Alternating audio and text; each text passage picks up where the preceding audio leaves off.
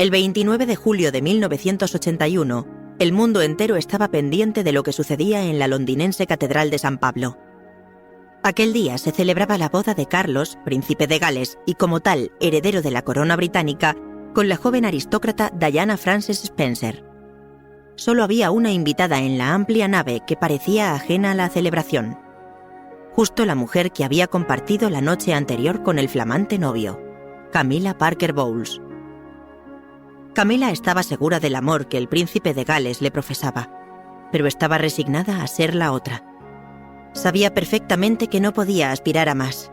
Estaba casada y era católica, y que el matrimonio con Diana era una pantomima a fin de asegurar la sucesión. Quizás Camilla se había preguntado en algún momento si Carlos, para cumplir con sus deberes de Estado, no podía haberse casado con una mujer menos bella y menos joven que Diana. Pero enterada de que todo se debía a una maniobra de la reina madre, lo aceptó. Es más, convenció a Carlos de que era la mujer que convenía tanto a él como a la corona. Carlos de Gales y Camilla Parker Bowles se habían conocido en 1970, cuando ella aún era Camilla Shand y acababa de terminar sus estudios en Suiza y Francia. Fue al finalizar un partido de polo cuando, con su proverbial espontaneidad, Camilla se había dirigido al príncipe diciendo: «¿Ya sabe, Alteza, que mi bisabuela Alicia Keppel fue amante del rey Eduardo VII?» Evidentemente, la pregunta tenía todos los ingredientes para convertirse en una invitación al flirteo, y Carlos no lo dudó y entró al trapo.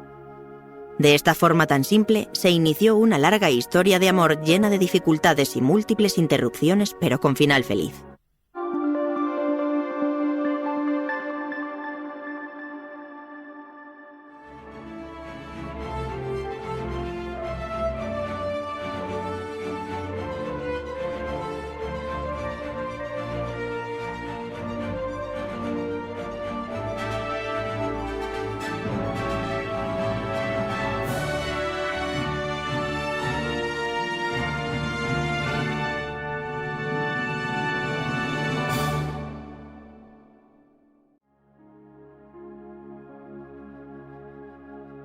Camilla había nacido en el King's College Hospital de Londres el 17 de julio de 1947. Es, por tanto, un año mayor que Carlos, nacido en el londinense Palacio de Buckingham en 1948. Hija de un héroe de la Segunda Guerra Mundial, el comandante Bruce Shand, exoficial del ejército británico reconvertido en comerciante de vinos, y de Rosalind Cubitt, la mayor de las hijas del tercer barón de Ashcombe, había sido bautizada según el rito católico el 1 de noviembre de 1947 en Sussex, la misma ciudad en la que siguió estudios de primaria que completó en la Queensgate en Kensington, Londres. Sin ser una mujer bella, siempre poseyó un gran encanto. Alegre, extrovertida, sin complejos, es buena conversadora y tiene un gran sentido del humor. Desde siempre ha adorado el campo y los caballos, dos aficiones compartidas con el príncipe Carlos y que sirvieron para reforzar aún más la unión entre ambos. No es de extrañar, pues, que desde su primer encuentro con el heredero británico, la prensa del corazón la señalara como una buena candidata al trono. Sin embargo, su condición de católica romana hacía prácticamente imposible el matrimonio, ya que el monarca británico es jefe de la Iglesia anglicana. Convencida, pues, de que su relación con el príncipe de Gales no podía llegar a buen puerto, en 1973 decidió aceptar la propuesta de matrimonio del mayor Andrew Henry Parker Bowles, un amor de adolescencia. Rompió entonces todo vínculo amoroso con Carlos de Gales, si bien siguieron manteniendo una buena amistad, como lo demuestra el hecho de que el propio príncipe apadrinara al mayor de los hijos de Camilla, Thomas Henry Charles, nacido en 1974. Es difícil saber cuándo y cómo Carlos y Camilla retomaron su historia de amor. Todo parece indicar que fue hacia 1979 cuando, tras reencontrarse en una fiesta y bailar toda la noche, Carlos pidió a Camilla que se divorciase y se casara con él. Sensatamente, Camilla se negó. Sabía que el matrimonio en sus condiciones era imposible y no estaba dispuesta a que Carlos renunciara a su condición de sucesor de la corona, pero desde entonces no cesaron de frecuentarse y compartieron numerosos fines de semana. Oficialmente eran grandes amigos, pero lo cierto es que en 1981, cuando Carlos contrajo matrimonio, eran amantes, y que Diana no tardó demasiado en descubrir el engaño. Se dice que poco después de la boda, cuando en el transcurso de un banquete al que asistían ambas, Camila le comentó: «Todos los hombres del mundo están enamorados de la princesa de Gales. ¿Qué más se puede querer?». Diana respondió: «A mi marido». Por entonces ya había nacido el segundo hijo de los príncipes de Gales, Enrique, y Diana, a la que ya todos conocían como Lady Di, había dejado de ser feliz. Las diferencias de carácter entre la pareja se hacían cada vez más evidentes. A Diana le gustaba la vida urbana, el baile, la música rock. Se aburría soberanamente en el campo y distaba mucho de poder ser calificada de intelectual. Carlos era amante del arte, amigo del campo y de la vida al aire libre, buen lector y excelente conversador, cualidades y aficiones que compartía con Camila, pero de las que Diana estaba muy lejos. El matrimonio, pues, estaba destinado al fracaso, máxime cuando Diana no estaba dispuesta a soportar un matrimonio a 3, como ella misma expresó ante las cámaras. Para ser justos, hubiera debido decir a 5, ya que en aquellas fechas vivía un largo romance con su profesor de equitación, un militar llamado James Hewitt. Pese a los esfuerzos de Buckingham de silenciar la situación, no pudo guardarse sigilo alguno sobre el distanciamiento de los príncipes de Gales. A partir de 1987, la prensa sensacionalista británica comenzó a hacerse eco de la existencia de una imparable crisis matrimonial entre los herederos al trono. Por fin, en mayo de 1992, los rumores de separación se hicieron presentes en los medios. Y ocurrió lo que nadie esperaba. Se destapó la relación de Carlos con Camila mediante la transcripción en la revista australiana New Idea de una conversación telefónica privada mantenida por ambos el 18 de diciembre de 1989.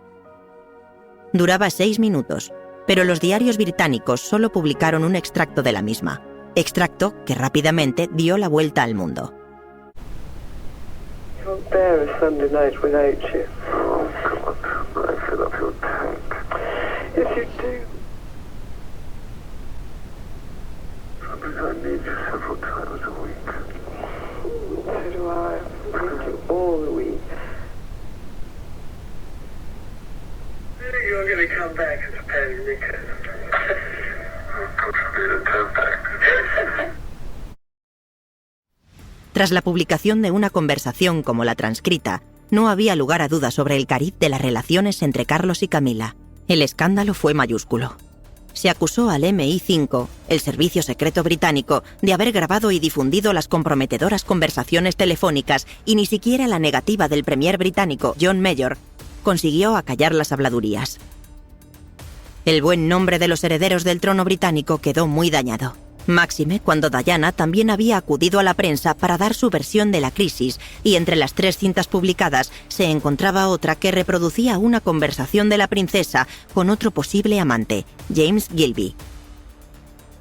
El Camilla Gate, como se denominó, popularmente apuntaba además a una conspiración política de gran alcance que hizo decir a Lord Rees-Mogg, antiguo propietario de The Times: «Creo que las 3 cintas, además de las 2 mencionadas, había una tercera que supuestamente afectaba a los duques de York. Indican que debe haber una vigilancia deliberada sobre la familia real. Lo que me pregunto es si forma parte de una operación de seguridad. Si la familia real era espiada dentro de un programa del MI5 y de alguna forma las grabaciones se filtraron. Había que acabar con la situación». En 1994, los príncipes de Gales se separaron oficialmente y de inmediato se desató una auténtica guerra de acusaciones mutuas que incluyó sendas entrevistas televisadas en las que Diana detallaba su sufrimiento durante los años de matrimonio, pero en las que puso en evidencia su carácter inestable y su frágil salud psíquica. Finalmente, el 12 de julio de 1996 se hizo público el divorcio de los príncipes de Gales. Apenas un año después, el 30 de agosto de 1997, la muerte de Diana de Gales en un accidente de automóvil en el Pont de l'Alma de París conmocionó al mundo. No había llegado aún la hora de Camila. El mundo entero la acusaba de haber sido la causante del sufrimiento de Diana, a la que bautizaron como la princesa del pueblo, mientras que la monarquía británica, dada su fría reacción ante la muerte de la que fuera princesa de Gales, se veía cuestionada como nunca lo había sido hasta entonces. Diana había muerto, pero a cambio había nacido un mito, y los mitos son rivales incombustibles. Carlos, sin embargo, no se arredró. Camila estaba divorciada desde 1995 y ya no tenían por qué esconderse. Paulatinamente, Camila fue apareciendo en actos oficiales, pero nadie pensaba en un nuevo matrimonio.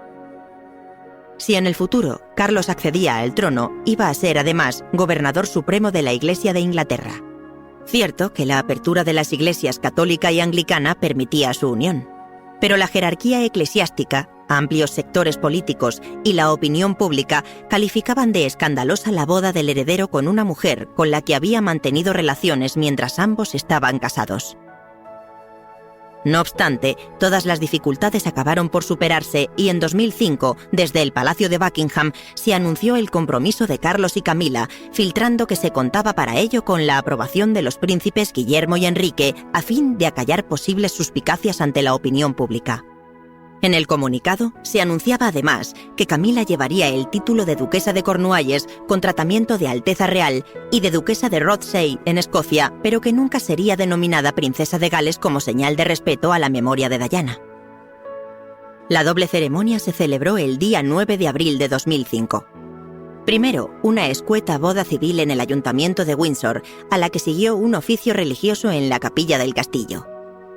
Al trámite legal solo asistieron los amigos íntimos de la pareja, sus hermanos y sus hijos. Unas 30 personas en total que pudieron contemplar a una Camila radiante, vestida de blanco roto por Anna Valentine y tocada con una espectacular Pamela. Luego, en la capilla de San Jorge, lució un conjunto de vestido de seda azul, acompañado de una levita bordada con hilos de oro y pequeñas lentejuelas, firmado por el también británico Robinson Valentine. Sobria pero elegante, serena pero emocionada, no perdió la sonrisa ni siquiera cuando, antes de recibir la bendición del primado de la Iglesia de Inglaterra, se les exigió pedir perdón público por sus pecados anteriores. Acabada la ceremonia, Carlos y Camila posaron sonrientes al pie de las escalinatas de entrada a la capilla, ante quienes les saludaban enarbolando banderas británicas. En las salas de estado del castillo, la soberana británica presidió una recepción para todos los invitados. Culminaban así 3 décadas de amor, pero a Camila le esperaba lo más difícil: ganarse al pueblo británico. Al día siguiente de la boda se hizo pública una encuesta en la que solo el 58% de los encuestados aprobaban el enlace. Camila se negó a ser objeto de una campaña de prensa a su favor. Decidió ser ella misma y así ganarse al que, con el tiempo, acabaría siendo su pueblo. Los años confirmaron su intuición. Tras el fallecimiento de Isabel II en septiembre de 2022, Carlos accedió al trono como Carlos III y Camila fue proclamada reina consorte del Reino Unido. Aunque en un principio se había hablado de que sería conocida como princesa consorte, el apoyo de la propia Isabel II a su nuera disipó las dudas. Su coronación oficial tuvo lugar el 6 de mayo de 2023 en la Abadía de Westminster, donde fue ungida y coronada junto a su esposo en una ceremonia histórica. En 2025, la figura de la reina Camila está plenamente consolidada. El tiempo y la serenidad con que ha ejercido su papel han logrado que la percepción pública cambie de manera radical. Hoy, a sus 78 años, es considerada una presencia discreta pero fundamental en el reinado de Carlos III, símbolo de estabilidad y apoyo. Su historia personal, marcada en sus inicios por la controversia, se transformó en un ejemplo de paciencia, hasta convertirse en una de las figuras más respetadas de la monarquía británica.